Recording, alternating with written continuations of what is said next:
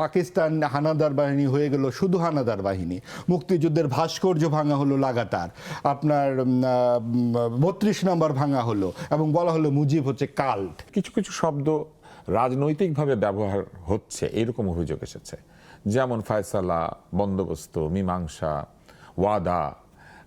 এখন আর বলছে না কেউ কথা দিলাম, বলছে ওয়াদা করলাম, এরকম আর কি। এবং তার মধ্যে ইনকিলাব, এরকম শব্দ আসছে এবং এই শব্দগুলিকে ঘিরে কেউ কেউ আপত্তি করেছেন যে এইগুলি আসলে রাজনীতির ভেতর দিয়ে একসময় যে সংস্কৃতিকে তমদ্দুন বলা হতো ওইরকম একটা জায়গায় নিয়ে যাওয়ার একটা প্রচ্ছন্ন চেষ্টা আছে। আপনার কি মনে হয় যে এই অভিযোগ কি সত্য? আর যদি সত্য হয়েই থাকে তাহলে হঠাৎ এটি কেন হচ্ছে? এটি তো গত 52 বছর আমরা দেখি নাই। ধন্যবাদ, শুভেচ্ছা সার্জিসকে। খুব প্রাণবন্ত উজ্জ্বল মুখ। হ্যাঁ, অবশ্যই, এবং ভবিষ্যতের রাজনীতিতে আমাদের আরো গভীর ভূমিকা রাখবে বলে আমরা মনে করি। আমরা স্বপ্ন দেখি এই তরুণদের চোখে। দেখুন, যেই প্রসঙ্গটি আপনি তুললেন, ইনকিলাব জিন্দাবাদ, এটার ঘটনাটা কিন্তু জিন্দাবাদ তো পুরনো, কিন্তু ইনকিলাব জিন্দাবাদ এই শব্দটি এসেছে 1921 সালে। উর্দু কবি উনি এটা লিখেন, হাসমত জামামি এরকম একটি নাম, এবং এটা কিন্তু বামপন্থীরা তারপর নিজেদের স্লোগান হিসেবে, এটা মূলত বামপন্থীদের স্লোগান। ভগৎ সিং বলে একজন রাজবন্দী, তিনি ফাঁসির মঞ্চে দাঁড়িয়ে ইনকিলাব জিন্দাবাদ বলেন, এবং ইনকিলাব জিন্দাবাদটা এটা বামপন্থীরা বিভিন্ন সময়, আমাদের এখানেও মাহবুবুল হক সাহেব পর্যন্ত বাসদের ব্যবহার করেছেন, আরও অনেকে ব্যবহার করেছেন সবসময়।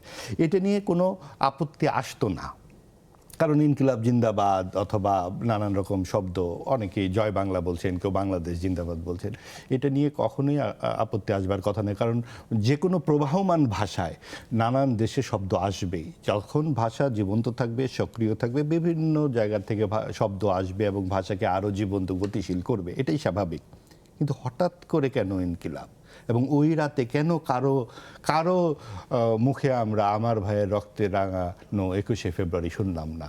আমরা তো জানি যে এটা লাইন ধরে যাবে সবাই এবং খালি পায়ে এই গান গাইতে গাইতে যাবে, এইভাবেই তো আমরা শৈশব দেখে এসেছি। লন্ডনের বাংলাদেশ দূতাবাসে আমরা দেখেছি যে ধর্মীয় সঙ্গীতও গাওয়া হচ্ছে। হ্যাঁ, এবং এখানে দেখা যাচ্ছে সেখানে জোরে জোরে ইনকিলাব জিন্দাবাদ, ইনকিলাব জিন্দাবাদ করা হচ্ছে।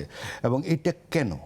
এবং আপনি খেয়াল করুন, যখন আমরা আগস্টের 2 তারিখ 3 তারিখ, সার্জিস সবচেয়ে ভালো এখানে রাত সাক্ষী হতে পারে, 2 তারিখ 3 তারিখ 4 তারিখ যে গান আমরা শুনলাম, ধনধান্যে পুষ্পে ভরা, এবং সেটা লক্ষ লক্ষ মানুষের জীবদ্দশায় এর চেয়ে বড় দৃশ্য আমার বোধহয় আর দেখার সৌভাগ্য হবে না। লক্ষ লক্ষ মানুষ গান গাচ্ছে এবং চোখে পানি চলে আসছে। ভাইয়ের মায়ের এত স্নেহ, কোথায় গেলে পাবো কেহ, মুক্তির মন্দির ও সোপান তলে কত প্রাণ হলো। আমরা কিন্তু এই 18 মাসে এনসিপির কারো মুখে গানগুলা শুনি নাই। আমরা শুনেছি জান জবা। এনসিপি কে আলাদাভাবে বলতে পারেন? বলতে হচ্ছে এই কারণে। আমি একটু শেষ করি এনসিপি না, কিন্তু তুষার ভাই, আমি যেহেতু প্রশ্নটা করেছেন, আমি পুরো প্রসঙ্গটা আমি আমার মতো করে শেষ করি। সেটা হচ্ছে যে এনসিপির যে গণ অভ্যুত্থানজয়ী ছাত্ররা, তারাই একটা রাজনৈতিক দল করেছে এবং তারাই ওই গণ অভ্যুত্থানের একটা বড় চিত্র আমাদের সামনে বারবার নিয়ে এসছে।